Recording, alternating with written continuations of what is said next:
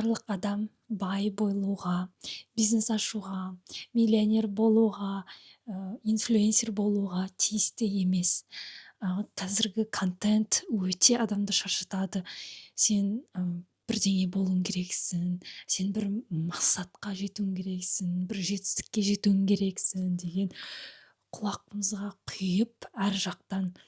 Және де анандай бір өтірік коучтар сені өмірге үйретіп, сен мынандай болуың керексің деген сияқты сондай нәрселер өте қатты мені шаршатты.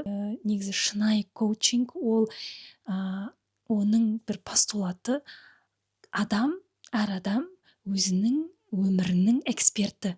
Сен коуч ретінде оған сен не істеуің керек екенін айта алмайсың. Сен онымен теңсіздікте боласың. Сен оның былай бір саты үлкен емессің. Сен жай ғана оның қасында партнер болып екеулерің жұмыс істейсіңдер. Ал қазіргі осы өтірік менторлар, өтірік коучтар сені төмендетіп тастайды, кінәлі қылып жібереді. Сенің өмірің үшін, бірдеңе жетпегенің үшін, және соның бәрі жаңағы шум, брейнвошинг қылып жүрген, және де соның бәрі қатты менталдық денсаулыққа әсер етеді. Мен өзім инстаграмнан былтыр сәуірде бас тартқанмын. 2 айдан кейін 1 жыл болады. Бірталай үрейден, өзімді біреулермен салыстыру деген нәрседен айырылдым. Негізі көбінесе адамдар әлеуметтік желіге не үшін кіреді? Өздері іші пысқаннан кейін, өздерінің эмоцияларын регуляция жасай алмағаннан кейін, былай өзінің ішінде қуыс сезеді, бір ауыр эмоциялар, және өзін сол эмоциялардан қашып телефон алады және скроллинг бастайды. Өйткені ол біздің миға өте оңай, сол дофаминді алуға, бірақтан өзіңнің эмоцияларымен кездесу, осы эмоцияны проживание жасау өте қиын болып көрінеді. Өйткені көбінесе бізде балалық шақта ондай нәрсені үйретпеген. Мен осы таңғалатын нәрсе, бір нәрсені айтып берейін. Жақында біз күйеуім екеуміз күйеуімнің ағасының үйіне бардық. Олардың кішкентай қызы бар, 3 жасқа толды. Ол айтады, 3 жасар болып, мен қазір жынданып тұрмын дейді. Бірдеңе. Сонымен мен таң қалдым, 3 жасар болып ол эмоциясын айта алғанын. Мен ашулымын деп мен жыным келіп тұр деп. Мәссаған, 3 жасар болып соны біліп отыр. Мен он нәрсені 20 жасыма келгенде ғана білдім. Эмоцияны аттай білу дегенді.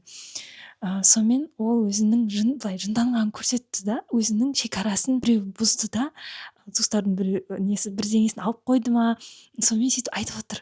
Мәссаған, сөйтіп мен күйеуіме айтып отыр, мынау қалай біледі өзінің эмоциясын 3 жасар болып. Осы жерде негізі Швецияның балабақшаларында балаларға сондай нәрсені үйретеді дейді. Сонымен біз негізі ондайды үйренбегенбіз ғой, біздің қоғамда ондай жоқ.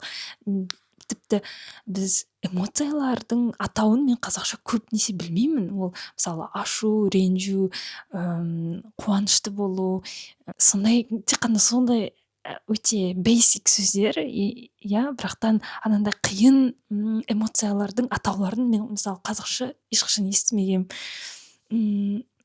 Сонда бізде өте эмоционалды сөз қорымыз кішкентай. Ол біздің қазақ тілінің проблемасы емес, мүмкін ондай сөздер бар шығар, бірақтан күнделікті ондайды естімейміз. Сонымен жаңағы біз эмоцияларымыздан қашып, телефонды алып, өзімізді distraction етеміз. Астына жазып қоямын аудармасын. Сонымен қуыс сезімнен қашу болуы мүмкін, эмоциялардан қашу болуы мүмкін, ауыр эмоциялардан. Немесе кейбіреулері әлеуметтік желілерден мотивация іздейді, вдохновение іздейді, inspiration. Сонымен бірақтан шынайы мотивация деген, шынайы вдохновение ол адамның шабыт есіме түсті. адамның өзінің ішінен шығады. Ол сен басқа біреудің өміріне қарап, сен одан ешқандай шабыт алмайсың. Сен тек қана өзіңнің энергияңды жоғалтасың. Сен өзің ол жерден негізінен ештеңе алмайсың. Өйткені мотивация тек қана іштен пайда болады, және іштен пайда болған мотивация ғана тұрақты болады. Сол ал біреуден мотивация алу деген ол жай ғана иллюзия. Ол негізі былай психологиялық тұрғыдан қарасақ, ол басқа ол балалық шақтық позицияда болу. Өйткені ересек адам өзі тұрақты, салмақты болады. Ересек адам өзінің не қалайтынын біледі, және оған басқа біреудің мотивациясы керек емес, басқа біреудің эмоциялары керек емес. Ол өзі ғана іштен өзі генерировать етеді. Және де әрине ол салыстыру проблемасы бар. Үрей, мен әлі ештеңеге жетпедім, мынаны қарашы, мынау күшті өмір сүреді, ал менің өмірім мынандай деген сияқты. Өзіңнің өміріңді қиындатпау керек. Осы контент қарап, басқа біреудің триггер жасайтын контентті қарамай, өйткені сол жаңағы өзіңді кемсітіп, өзіңді кінәлі сезінетіндей, өзіңді бір жерің кем сияқты сезінетін контенттен аулақ болу керек.